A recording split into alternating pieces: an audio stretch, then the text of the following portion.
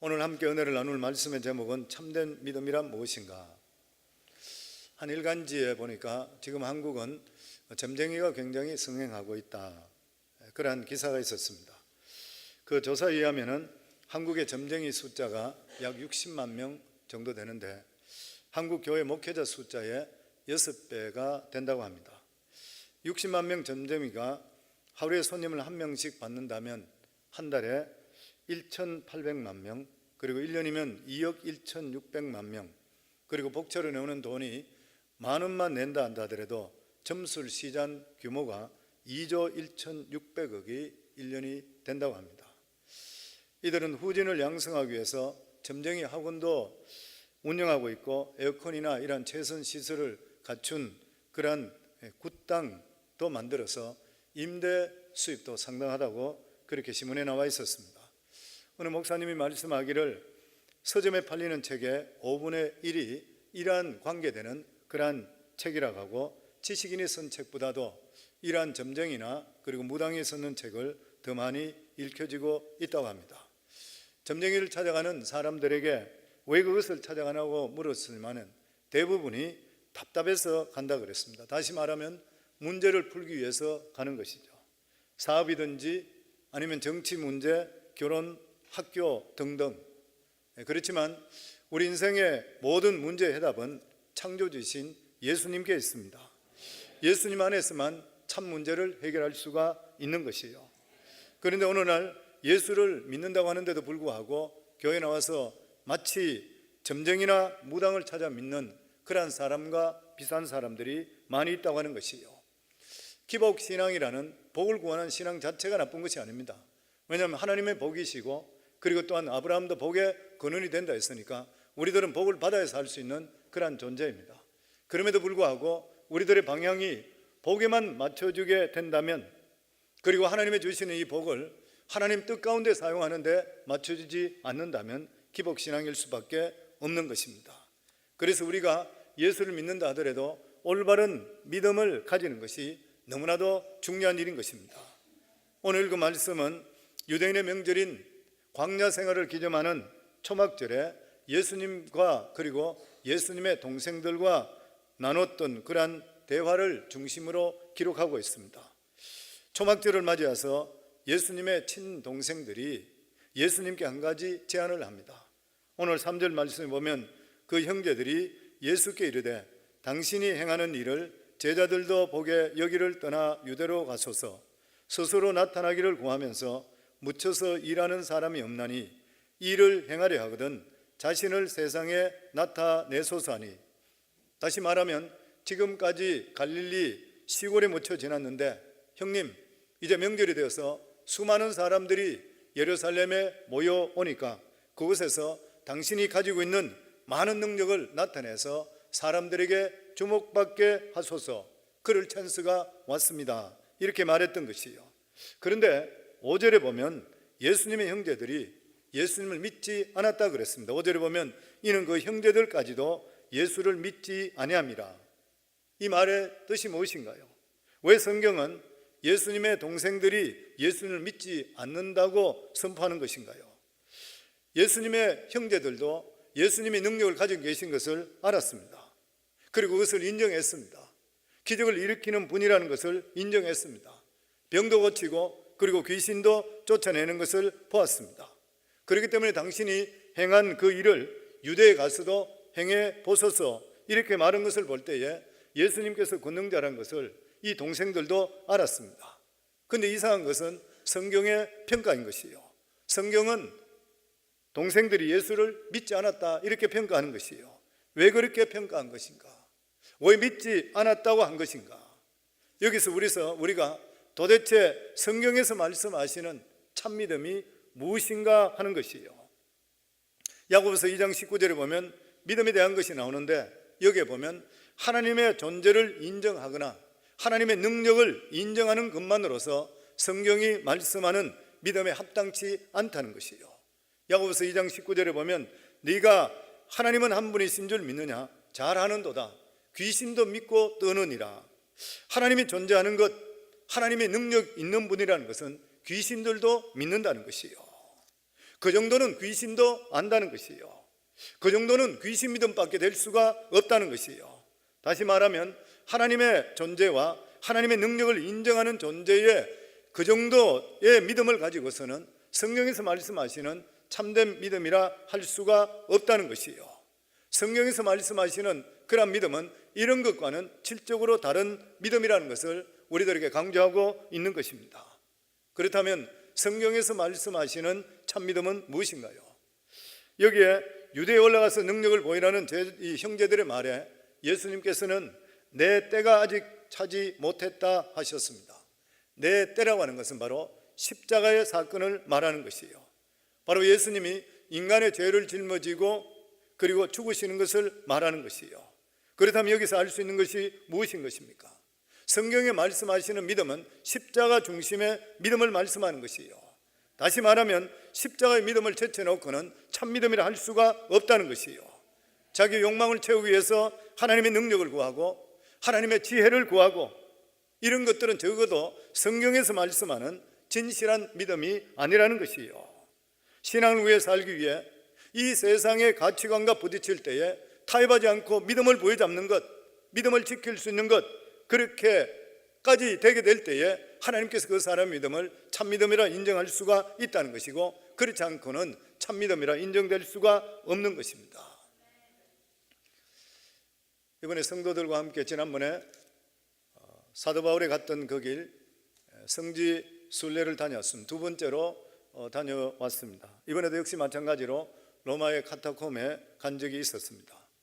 로마의 카타콤에는 네로 황제의 박해와 그리고 로마 황제들이 백성들에게 황제 숭배하는 것을 요구했었고, 그것을 어기게 될 때는 처형하게 되었습니다. 그랬을 때 예수 믿는 사람들이, 오직 예수 그리스도만 구주로 하나님이라 믿는 이러한 사람들이 믿음을 지키기 위해서 이 공동모진 지하 감옥으로 피신했습니다. 그것이 바로 카타콤입니다. 학자들이 이야기할 때에 그 기간이 200~300년 정도 동안에 지하 감옥에 들어가 살다가 죽은 사람이 500~600만 명까지 될 것이라 이렇게 추정합니다. 수많은 사람들이 신앙을 지키기 위해서 그곳에 살며 밤에는 두더지처럼 나와서 음식을 구하고, 그리고 낮에는 햇빛을 보지 못하고 그 안에 들어 있었습니다. 그래서 대부분의 사람들이 단명을 했다고 합니다. 저희들이 또한 가봤던 데가 역시 서아시아에 있는 터키에서 핍박을 받을 때 들어갔던 데린쿠유 굴 속에 들어가 본 적이 있었습니다. 그것은 카타콤보다도 훨씬 더 열악한 장소였습니다. 그 장소가 일반적으로 이야기할 때에 다 발굴하지 않았는데 12층 정도 되는 그러한 굴이라 그럽니다. 저희들이 들어가 본 것이 약 한 4층 정도까지 내려갈 수 있다고 합니다. 그런데 들어가는 길들을 보면은 어떤 데는 보면 사람 한 사람이 엎드려서 겨우 들어갈 수 있는, 구부려야 들어갈 수 있는 이러한 것, 그리고 적들이 쳐들어올 때 도망가고 굴을 막고, 안에 들어가면 또 넓은 데가 있고, 이런 것들이 계속적으로 있었습니다. 그런데 그곳에 살던 사람들은 햇빛을 보지 못하고 영양실조로 인해서 20대 중반 정도를 넘기지 못하고 죽었다 그랬습니다. 그들은 큰 고통을 이렇게 당하면서도 불구하고 주님 편에 섰던 이러한 사람들을 볼 때에, 이러한 믿음의 선배들을 볼 때에 우리 삶을 돌아보면 부끄러운 점이 너무나 많이 있습니다. 진정한 믿음은 주를 위해서 일사각오할 수 있는 그런 마음을 가질 수가 있어야 되는 것이에요. 많은 사람들이 나는 예수를 믿는다, 또 나는 예수 믿고 구원받았다, 자신만만하게 이야기합니다. 그러나 우리는 실제적으로 영광의 예수님, 승리의 예수님만 찾는 것이에요. 그런데 하나님께서는 우리들에게 너희들이 잘못 믿고 있다는 것이에요. 너희 믿음도 예수님의 동생의 믿음과 별다른 것이 없다고 하는 것이에요. 비록 예수님의 능력을 인정하고 그리고 예수님의 존재를 인정한다 하더라도 살아가는 삶이 십자가 중심의 삶을 인정하지 않는다면 모든 것이 헛믿음이라는 것이에요.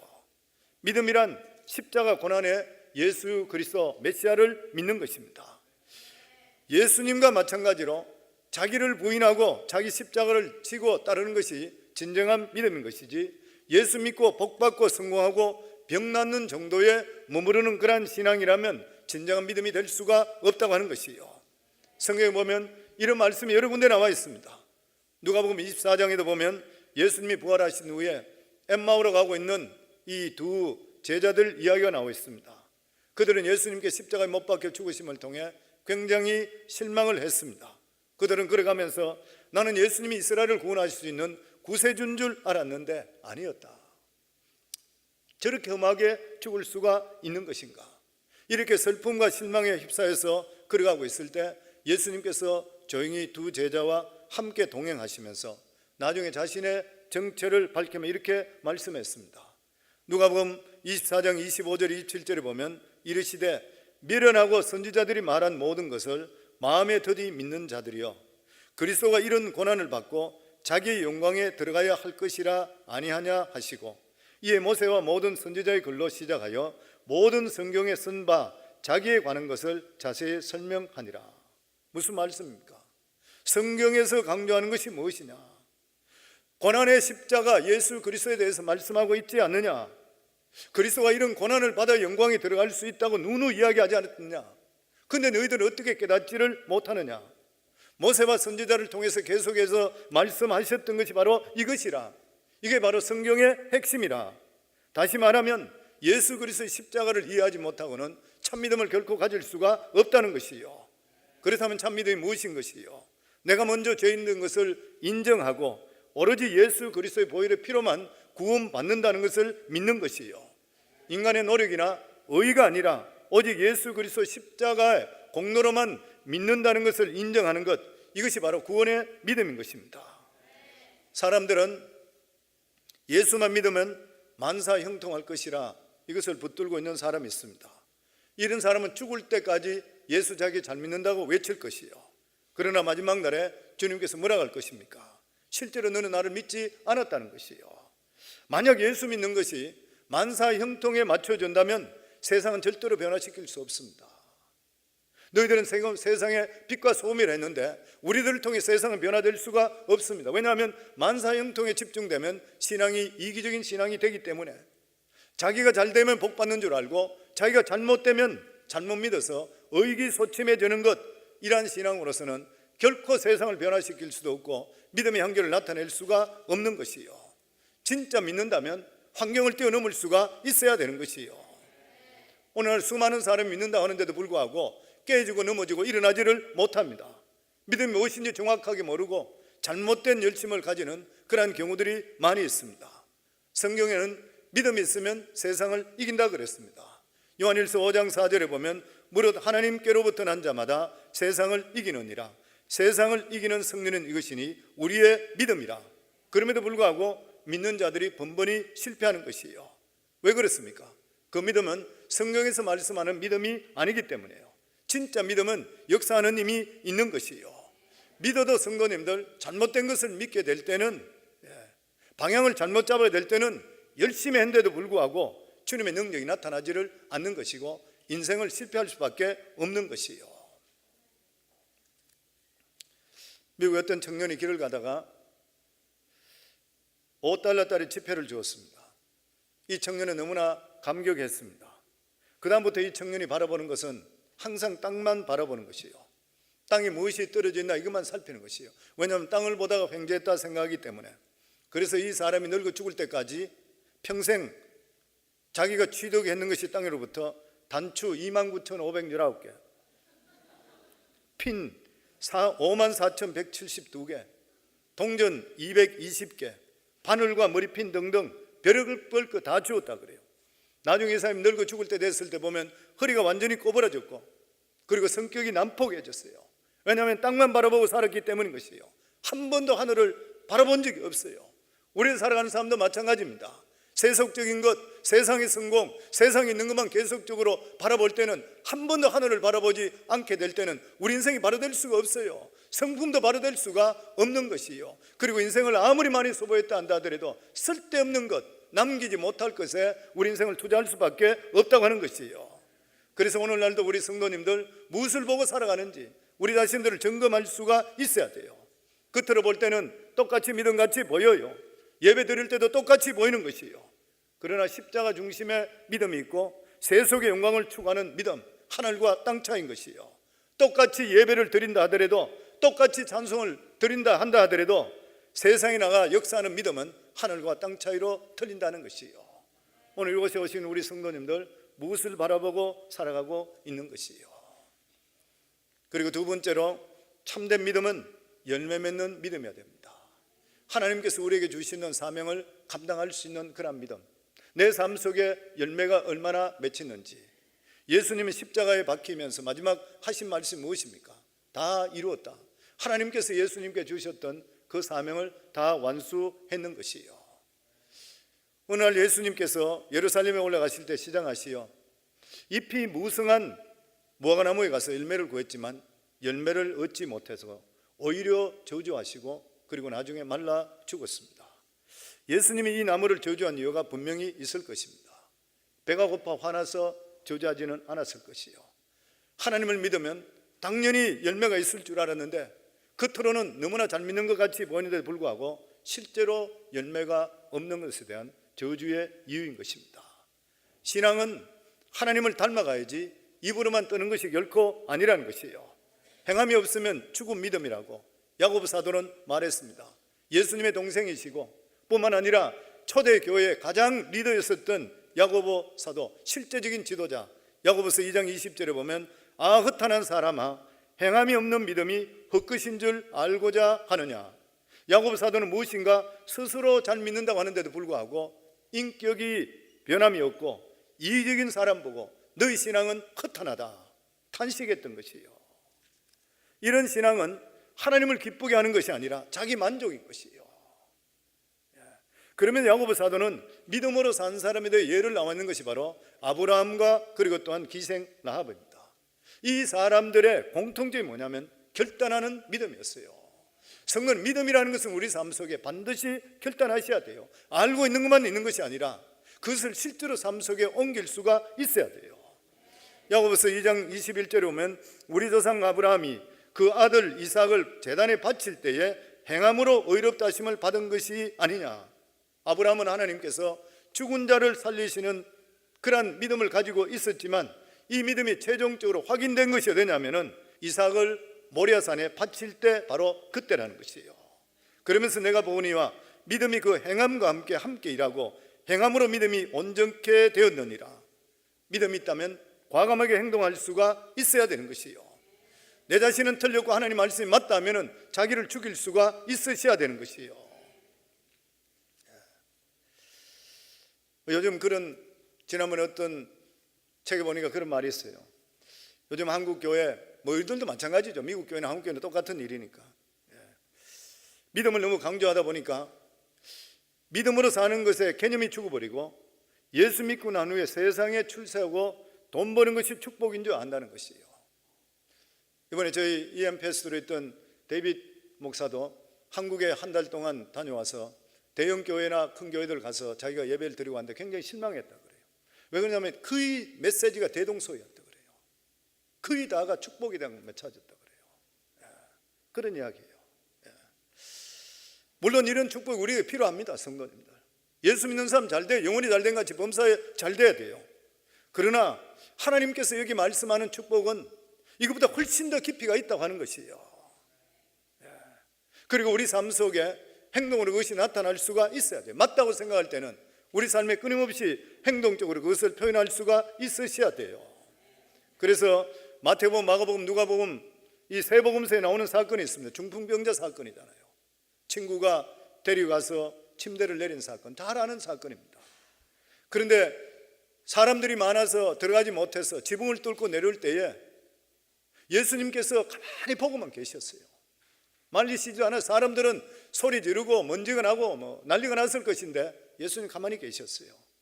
다 보시고 끝까지 참으셨다가 내려오는 것을 보고 내 믿음대로 될지어다, 침상을 짊어지고 집으로 돌아가라, 그러면서 기적이 일어났던 것이에요.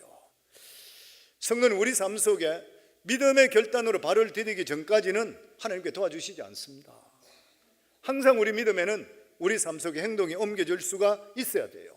그렇게 될 때 하나님의 역사는 우리 삶 속에 임하게 되어 있는 것이에요. 며칠 전에 어느 목사님 설교하는 것을 듣다 보니까 그 감정이 이런 감정이 나와요. 한국에 있었던 일인데 술을 못 끊는 집사님이 있었어요. 그 실제로 장사도 술 장사를 하는 거예요. 술을 많이 팔고 이런 장사예요. 그래서 목사님이 그분에게, 이분이 그래 이제는 믿어보겠다 하는데 술을 끊지 못한다니까 일주일 동안 금식 기도하라고 그랬대요. 그러면서 금식 기도원에다가 자기가 데려주겠다 했대요. 그러면서 목사님 생각할 때에 가까운 데 데려다 주면 참지 못해서 뛰쳐나올 것 같아서 아예 가까운 데 벗어나지 못하는 데라고 해서 아주 시골 첩첩산골에 목사님이 모시고 차를 타고 거기 들어가고 왔대요. 그리고 나하고 약속을 합시다. 내가 오기 전까지는 절대로 내려오지 마세요. 남자는 의리를 지킵시다. 그러고 나서 데려다 놨대요. 근데 이번에 생전 처음으로 금식을 하니까 3일 지나니까 도저히 못하겠어 내려가고 싶은데 목사님과 약속해서 남자끼리 의리를 지킨다는 것 때문에 내려가지 못했대요.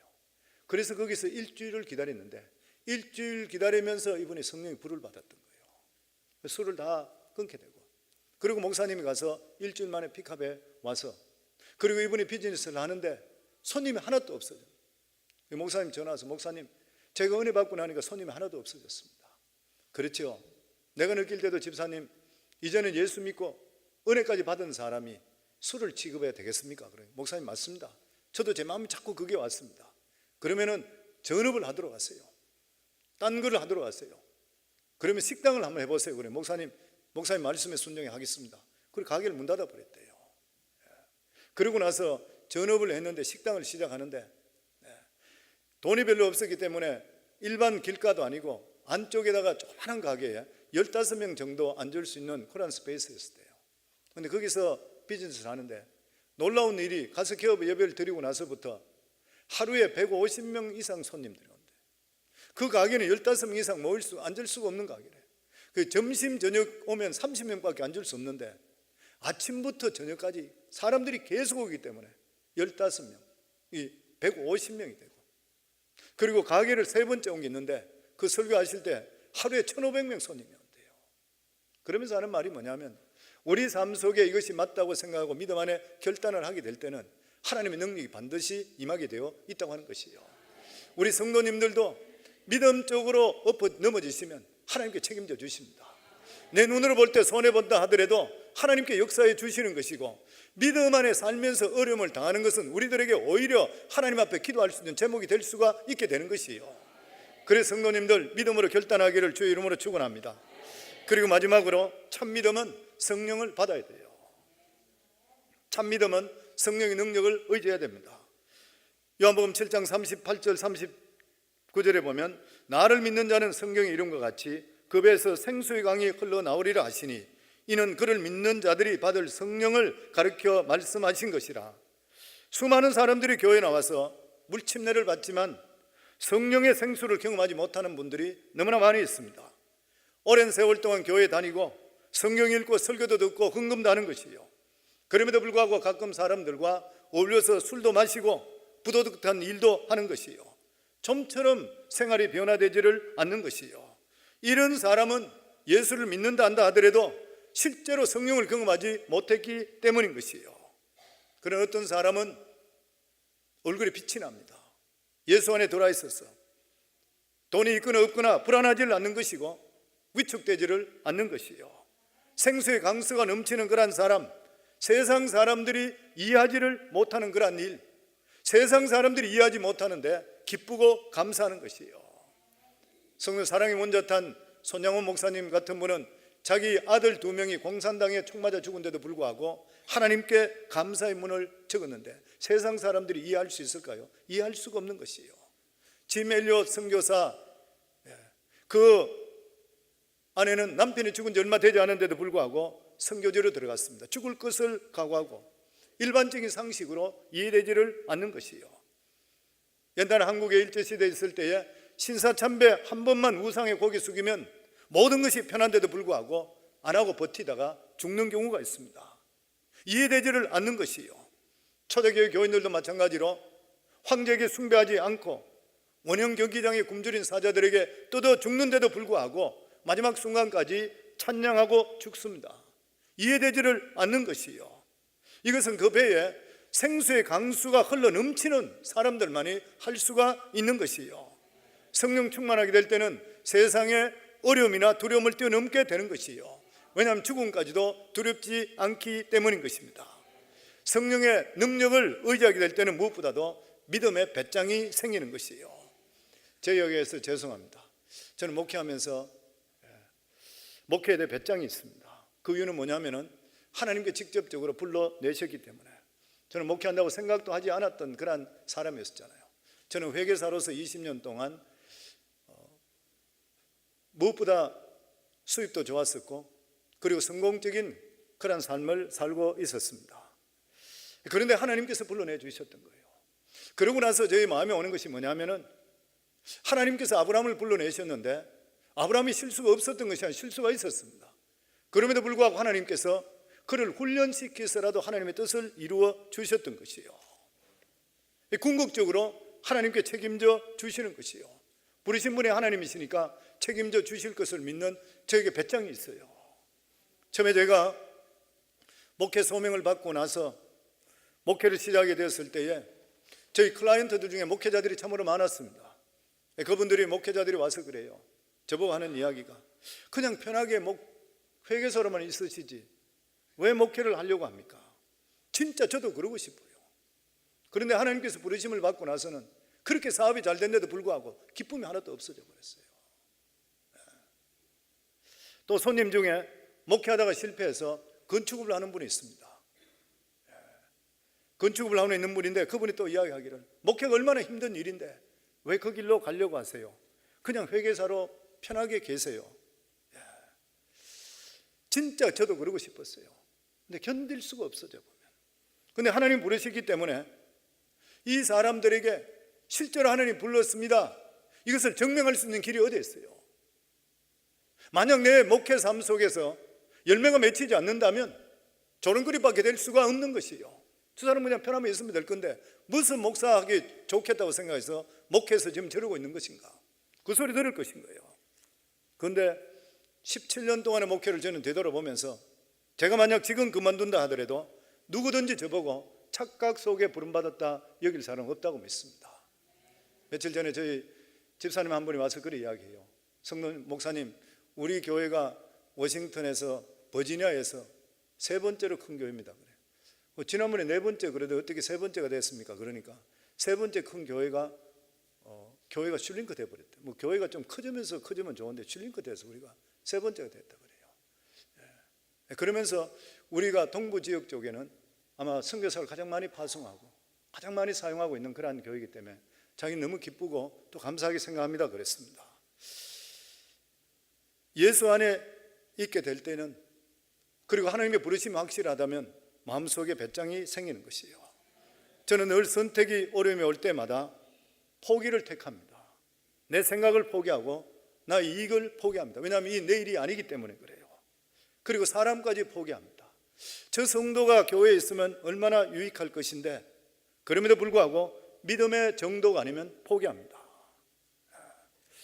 만약에 정도의 길을 걷지 않는다면 아무리 크게 반짝은 될지 모르지만 나중에는 열매가 없어져요. 섭섭해요. 사람이 살아갈 때 정통으로 살지 못하면 많이 성공이 걷지만 나중에 가는 것 같으면 그 험함은 참을 수가 없습니다.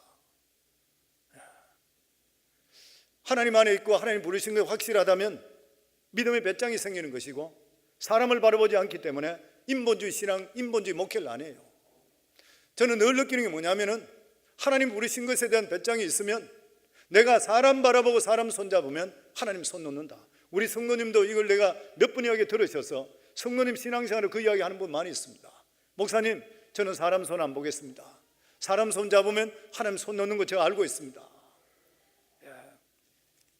예전에 저희 교회를 살 때에 돈 한 푼 없이 우리 교회를 샀습니다.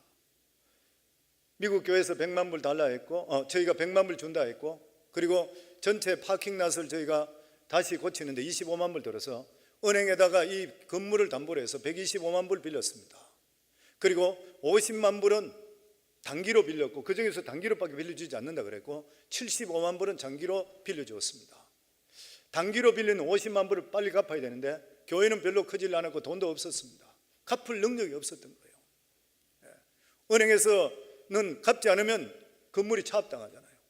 그래서 미국 교회에 100만 불 줬던 그 교회에다가 이야기했습니다.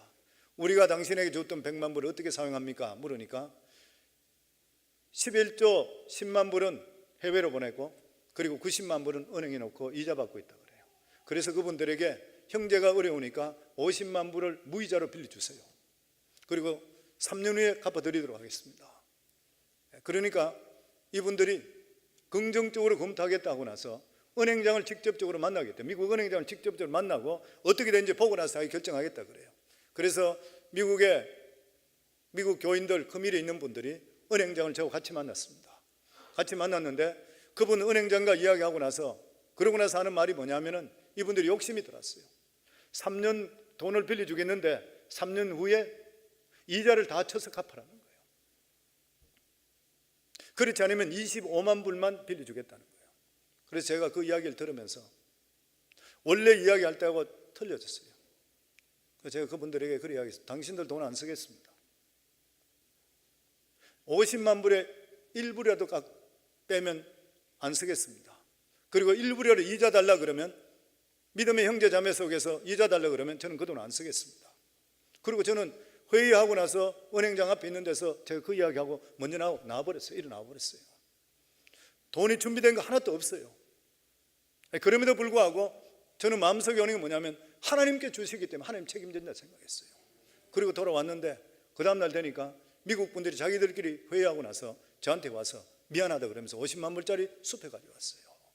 그리고 수표 50만 불 갚고 그리고 나서 저희가 3년 됐을 때에 저희는 선교하고 이렇게 하기 때문에 돈들을 교회에 모아두질 않아요. 보면 다 내보내잖아요. 보면 우리가 예산이 10%면 교회 두지 돈들을 다 내보내잖아요. 보면 선교사나.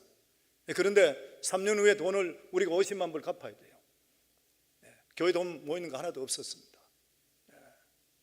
그러면서 우리가 10만 불 그때 돈 남아있던 거 또다시 해외 선교 때문에 저희가 보내려고 고아원 짓는다고 해서 보내려고 하니까 교회 중직자들이 찾아와서 50만 불 빚을 지금 한 달 내로 갚아야 되는데 목사님 이 돈만은 못 보냅니다. 그래서 제가 그렇게 이야기했어요. 건축에 대한 것은 하나님이 책임집니다. 우리가 이 돈은 10의 1조나 다른 돈들은 하나님을 위해서요 영혼 살리는 서기로 작정했지 않습니까? 만약 이런 것을 계속 이야기하면 저 목회 못하는 걸 생각하겠습니다. 그러니까 순종하시 그냥 갔어요. 그러고 나서 저희가 교회 광고를 했던 거예요. 50만 불 한 달여를 갚아야 됩니다. 성도님 기도하시고 17일반 헌금하도록 하세요. 4주 동안만 광고합니다. 그때까지 갚아야 됩니다. 그렇게 했는데 2주째 되니까 교회 한 성도님이 찾아와서 목사님 교회에서 얼마를 나오든지 간에 나머지는 제가 됩니다. 5만 불 나오면 제가 45만 불 내고 45만 불 나오면 제가 5만 불 됩니다. 하나님께서 그러고 나서 해결해 주셨어요. 그러면서 느끼는 게 뭐냐면은 하나님 쪽에만 우리가 서 있다면 하나님 책임지는 거예요. 배짱이 생기는 것이요. 저는 어려울 때마다 늘 외우는 말씀이 있습니다. 예레미야 33장 2, 3절에 보면 이를 행하는 여호와 그것을 지어 성취하는 여호와 그 이름을 여호와라는 자가 이같이 이르노라 너는 내게 부르짖으라 내가 내게 응답하겠고 내가 알지 못한 크고 비밀한 일을 내게 보이리니 로마서 8장 28절에 있는 말씀대로 우리가 알거니와 하나님을 사랑하는 자 곧 그 뜻대로 부르심을 입은 자들에게는 모든 것이 합력하여 선을 이루느니라. 사도 바울의 3대 생활 강령 항상 기뻐하라 쉬지 말고 기도하라 범사에 감사하라. 우리가 어떤 어려움이나 힘든 일이 있다 하더라도 하나님의 살아계신 걸 체험했다면 우리 삶 속에는 끊임없이 우리 삶 속에 하나님을 인정하고 감사하게 될 때 이런 배짱을 가지고 있을 때에 하나님께서 우리 삶을 책임져 주시게 되어 있다고 하는 것이에요. 사랑하는 성도님들 참믿음이라는 것은 무엇입니까?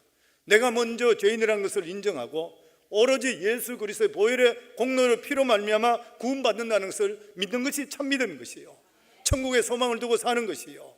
그리고 믿음은 참믿음은 삶 속에 열매가 있어야 돼요. 성도님 삶 속에 무슨 열매가 맺히고 있습니까? 가정 속에 무슨 열매가 맺히고 있으며 직장 속에 무슨 열매가 맺히고 있으며 자녀들 속에 무슨 열매가 맺히고 있는 것이요. 그리고 참된 믿음은 성령의 능력을 받으셔야 돼요. 성령 받으시면 믿음의 배짱이 생기는 것이요. 왜냐하면 하나님이 살아계신 것을 체험하게 될 때는 궁극적으로 내 인생 하나님 책임진다는 것을 믿기 때문인 것입니다. 저는 우리 성도님 모두 다가 아버지 하나님 정말 예수님의 형제들과 같은 이러한 비상적인 것, 이러한 믿음이 아니라 실제적인 믿음이 내 믿음이 될 수 있는 그러한 삶을 살 수 있기를 주 이름으로 축원합니다. 아버지 은혜 참으로 감사합니다. 오늘도 이 시간 사랑하는 귀한 성도들, 아버지 전에 나와 말씀을 받았습니다. 하나님 아버지, 오늘도 이 시간에 우리의 삶을 다시 한 번 더 돌아봅니다. 아버지, 우리가 무엇을 위해 살아가고 있는지, 하나님 아버지 무엇에 목표를 두고 있는지, 하나님 아버지 우리의 믿음이 어디에 있는지 우리 삶을 돌아보게 하시고 열매 맺는 삶이 될 수 있도록 하시고, 무엇보다도 주의 성령으로 충만할 수 있도록 주님 역사하여 주시어 담대하고 배짱 있는 믿음의 삶을 살아갈 수 있는 저희들이 다 될 수 있도록 축복하시고 도와주시옵소서. 예수님 이름으로 기도하옵나이다. 아멘.